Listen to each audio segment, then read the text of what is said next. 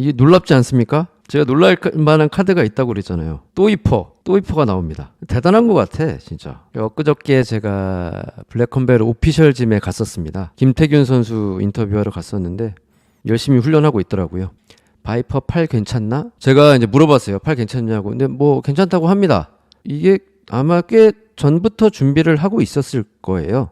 예, 갑자기 잡힌 게 아니라. 그래서 만반의 준비를 다 하고 있다라는 것으로 알고 있습니다.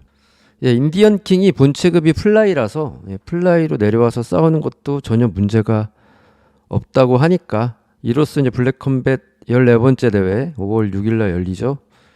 매치업이 총 14개가 오픈이 됐고 마지막 하나가 남아있네요. 그게 이제 내일 나오겠죠. 바이퍼 진짜 대단하긴 대단하다. 하나도 안 빼네 진짜. 최근에 이제 뭐 흑사자 선수와의 그런 논쟁이라고 해야 되나? 신경전 정도라고 표현을 해야겠습니다. 아마 이런 상황이니까 조금 더 자신만만하게 그런 얘기들을 하지 않았을까라는 생각이 드네요. 믿는 구석이 있었다.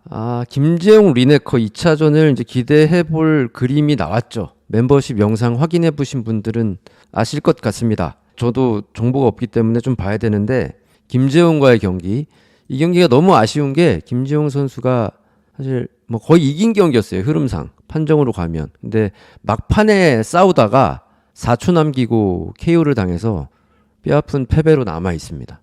이게 지금 그림은 딱 좋은데 말이죠. 근데 존 리네커가 3월 23일 불과 한 달도 안 됐습니다. 원 챔피언십에서 싸웠어요. 이 경기가 정말 원 챔피언십의 마지막 계약 경기였는지 그건 이제 물음표입니다. 근데 제가 아는 상식으로 원 챔피언십 계약은 마지막 경기 이후에도 약간 그 유예 기간이라고 해야 되나? 이 기간이 있어가지고 계약상 그렇게 빨리 풀리는 경우는 제가 못 본 것 같아요. 원 챔피언십에서 그렇게 쉽게 빡빡 마지막 경기 딱 하면 끝 뭐 이런 제가 계약은 아닌 걸로 알고 있어요. 마지막에 계약이 풀리거나 이럴 때 상당 기간 조금 기다려야 되는 걸로 제가 알고 있습니다. 그래서 존 리네커는 추후에 시간이 지나서는 나올 가능성이 충분히 있어 보이지만 당장 5월 요거는 저는 솔직히 좀 부정적이긴 해요. 브라질 오디션 가파더 게임 마지막 편까지 받고 끝으로 가면 갈수록 브라질 선수들이랑 계약을 하면 할수록 브라질 선수들이 갖고 있는 간절함이 확실히 보였다. 그걸 잘 녹여냈다. 영상으로. 이제 예전에 과거에 프라이드 같은 경우에 사실 이 검정 대표가 프라이드 감성을 100% 이해하는지는 모르겠어요. 근데 상당 부분 엇비슷한 건 맞아요. 프라이드도 사실 일본 선수들 위주로 가다가 브라질 강자들을 데리고 왔고 브라질 강자들이 거의 초토화를 시킵니다. 프라이드를. 안토니오 호드리고 노게이라라든가 호제리오 노게이라, 반더레 실바, 마우리시오 쇼군. 근데 일본어 한마디 못하는 이 친구들이 일본 쪽 팬들, 관중들한테 싹 녹아들어요. 그들의 캐릭터, 그 다음에 어떤 경기력 이런 걸로 싹 녹입니다. 프라이드가. 검정 대표가 이번에 과제는 브라질 선수를 데리고 오는 것까지가 아니라 이 브라질 선수들을 한국 팬들한테 어떻게 녹여내느냐. 조제 알도 인천으로 온다. 조제 알도 경기가 5월 11일입니다. 올 리가 없죠. 예. 뭐 다른 날짜였으면은 뭐 초청해도 올 수가 있었겠지만 그 캐나다 대회 때 경기가 잡혀 있거든요. 조제 알도가 자합이랑 자합이랑 경기가 잡혀 있어서 올 수는 없죠. 예. 뭐 다음에 한번 기회 되면 올 수도 있죠.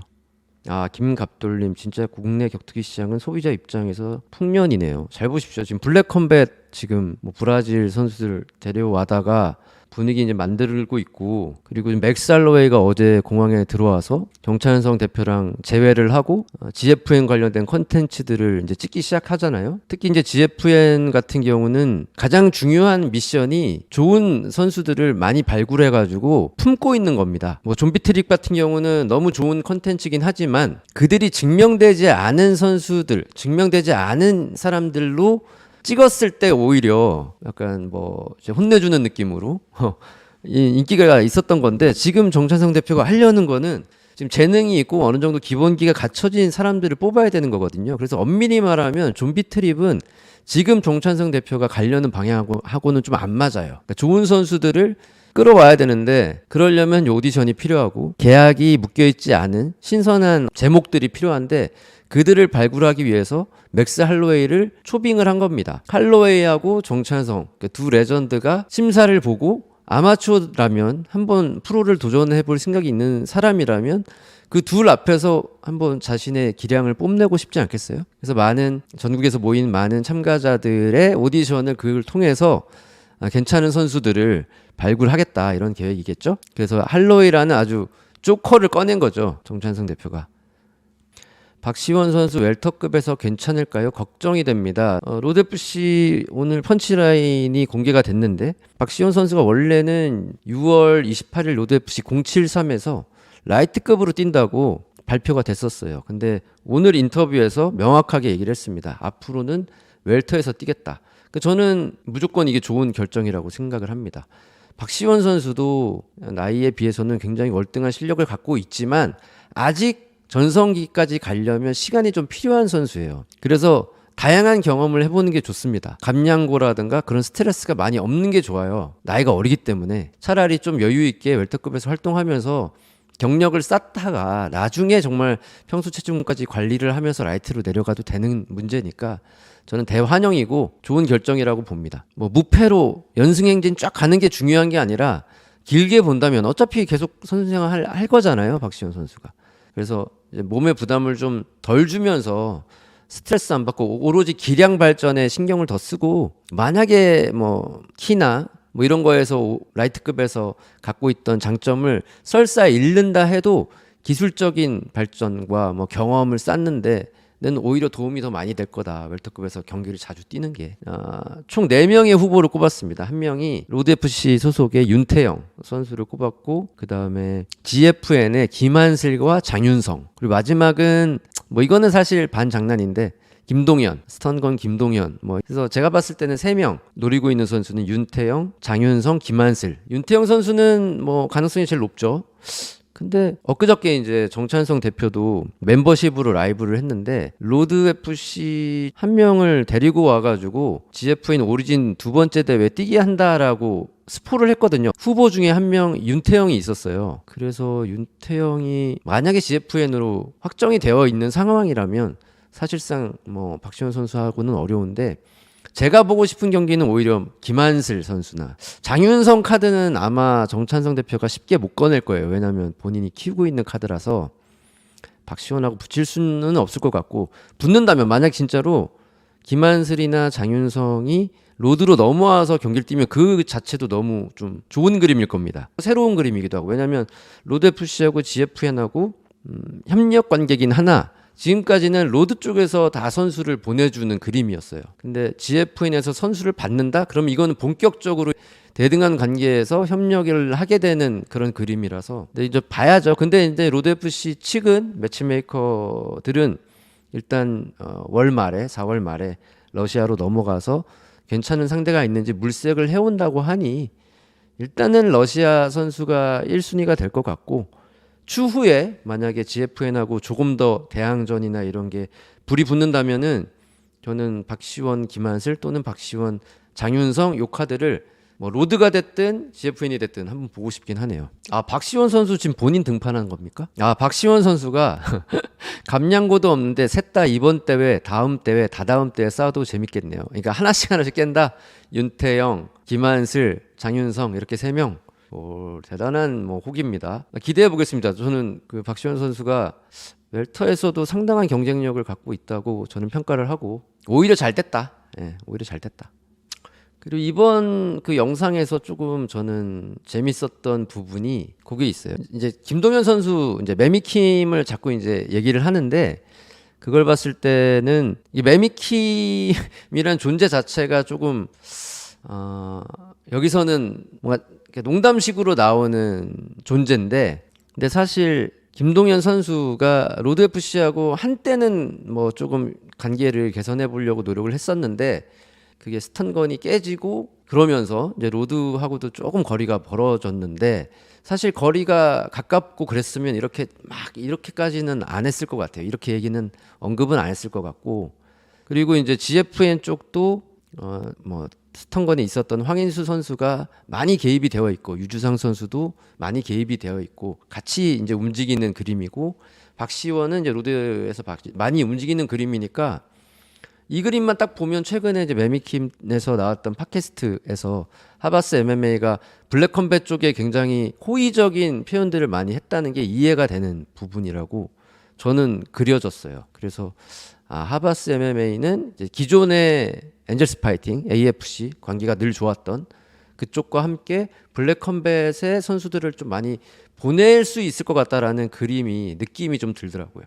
저스트 두이님, 김동현은 이제 언급 안 하는 게 나을 것 같아요 라는 말씀 주셨는데 저도 좀 비슷한 생각이긴 해요. 박시원 선수가 이게 발언을 하려고 한 게 아니라 인터뷰 하면서 이제 김태훈 사원께서 약간 이제 분위기 띄우려고 언급을 하셨는데 그게 이제 딱 제 느낌에는 이게 확실히 뭐가 나눠지는 느낌? 그러니까 하바스가 최근에 블랙컴뱃의 호의적인 발언들 이런 게 좀 같이 그려지다 보니까 좀 이색적이었다라는 생각이 들었습니다. UFC 얘기 잠깐 꺼내보겠습니다. 지금 오늘 화제가 되고 있는 거는 UFC 317 6월 29일 라스베가스에서 열리는 대회인데 이 대회가 엄청 큰 대회예요. 연간으로 따지면 UFC에서 가장 힘을 주는 대회입니다. 왜냐하면 인터내셔널 파이트 위크라고 해서 이 대회가 있는 주간에는 라스베가스에서 뭐 엑스포도 하고 뭐 시상식도 하고 다양한 뭐 행사들을 많이 해요. 팬사인회도 하고. 그래서 라스베가스의 축제처럼 자리를 잡은 요 대회인데 당연히 그러려면 이 대회에서 빠방한 카드들이 많이 들어가야 되잖아요.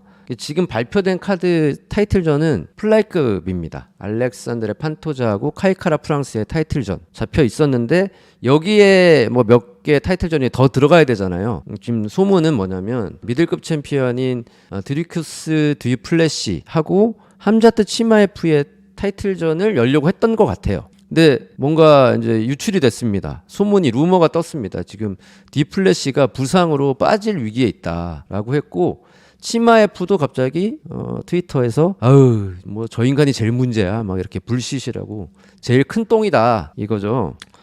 뭐 그렇게 이제 비난을 했어요. 그렇다면 이제 분위기가 두플래시가 부상으로 빠지면 치마에프는 누구랑 싸울 거냐 이런 게 이제 얘기들이 나오고 있거든요. 지금 자원을 하고 있는 사람이 파이팅 너드의 선두주자라고 할 수 있는 카이유 보할류입니다. 보할류가 한 남자를 알고 있다. 한 남자 시리즈는 도널드 세로니가 많이 했던 건데 뭐 누가 부상으로 빠지면 대체할 한 남자를 알고 있어라고 이제 손을 드는 거죠. 그 이제 표현을 이번에 보할류도 똑같이 했던 건데 그래서 뭐 잠정 타이틀이면 좋겠다라고 보할류는 얘기하는 건데 뭐 이거는 뭐 공식적인 발표가 아니고 루머로 밑단에서 이루어지는 얘기라서 좀 지켜봐야 될 것 같고요. 그래서 지금 5월이 오잖아요, 이제. 5월에 이제 UFC 먼저 따져보면요. 한국 시간 기준으로 5월 11일에 UFC 315에서 이정영, 개빈 터커 패더급 경기가 있습니다. 그리고 5월 18일, 일주일 후인 5월 18일에는 UFC 파이트 나이트 라스베가스에서 열리는데요. 박현성 대 카를로스 에르난데스 경기가 있습니다. 플라이급 경기입니다. 그리고 이제 미국 시간으로는 5월 31일인데 한국 시간으로는 6월 1일이에요. UFC 온 ESPN 이것도 이제 라스베가스에서 열리는데 고석현의 웰터급 UFC 데뷔전이 펼쳐집니다. 상대가 빌리 레이 고프라는 굉장히 또 터프한 상대를 만나게 돼서 매치업이 굉장히 좋다라고 볼 수 있고 최근에 이제 유주상 선수의 어떤 경기가 공개가 됐었는데 이게 날짜가 정해지지 않은 상황이라고 합니다. 그러니까 유주상 선수가 비자를 발급받는데 아무래도 시간이 걸리다 보니까 조금 더 여유를 둬야 된다라고 했는데 그게 어쩌다 보니까는 5월 뭐 18일 날짜로 공개가 된 거예요. 근데 그게 아니라고 하더라고요. 그래서 날짜를 지금 재조정하고 있는 상황으로 알고 있습니다. 상대가 쿠바 선수고 야디에르 델바예라는 선수인데 재밌는 게 유주상 선수도 8승 무패고 델바예도 8승 무패입니다. 이게 굉장히 외나무다리 승부를 UFC에서 신인들한테 줘버렸네요. 뭐 사실 UFC는 다 이런 식이니까. 로드 같은 경우는 6월 28일 장충체육관에서 73번째 넘버 대회 준비하고 있고 박시원 선수가 이제 웰터급 경기를 펼치는데 상대는 미정인데 뭐 러시아 선수가 올 수도 있고 그리고 윤형빈 대 벤츠 스페셜 매치 룰은 아직 뭐 공개가 안 됐어요. 라이트급 토너먼트 결승전 난디네르 된 오카 근데 오카가 경기가 또 있던데 몽골에서 이게 소화가 가능한 스케줄인가 모르겠네요. 오카 대 카밀 마고메도프 경기가 있고 벤텀급의 김현우 대 누이셰프 요거 좀 기대가 많이 됩니다. 65.8 계약 체중 경기 박형근 대 하라구치 신. 하라구치 신은 지금 한국에 있어요. 김상원 선수하고 하라구치 신하고 경기를 한 적이 있거든요. 괌에서. 그때 김상원 선수가 졌어요.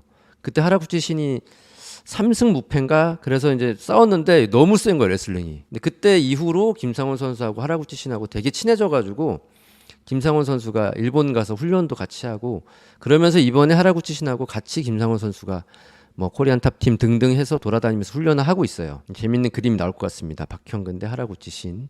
플라이급 이제 두 천재 대결인데 편예준 대 조준건의 경기고 라이트급 경기 한상권 대 여재우. 이 두 선수는 카밀한테 졌던 두 선수인데 뭔가 자존심을 회복하기 위해서 또 맞붙게 됐습니다. 지금 제가 이제 궁금한 거는 금광산 대 야쿠자 김재훈의 복싱 경기가 확정은 아직 발표는 안 됐는데 그때 이제 하긴 한다고 했거든요. 6월에. 그래서 요게 경기가 하지 않을까 싶은 제 생각이에요. 로데프씨도 볼만한 매치업이 굉장히 많죠. 빵빵합니다. FC도 이제 경기 대회들이 준비가 되고 하면 뭐 편해준 선수 인터뷰하러 군산도 한번 내려갈 의향이 있고 그리고 뭐 김현우 선수 만나러 대전도 한번 가보고 싶고 박시원 선수도 상대가 나오면 한번 찾아가 봐야죠. 다이아 MMA 하고 싶은 게 굉장히 많고 블랙컴뱃도 지금 계속 인터뷰 하러 다니고 있고 수요일에는 손호찬 선수를 만나러 천안을 가기로 했습니다. 그래서 손호찬 선수 그동안 굉장히 답답했을 텐데 왜냐면 뭐 부상 런이다 막 이런 뭐 비판도 있었고 그랬잖아요.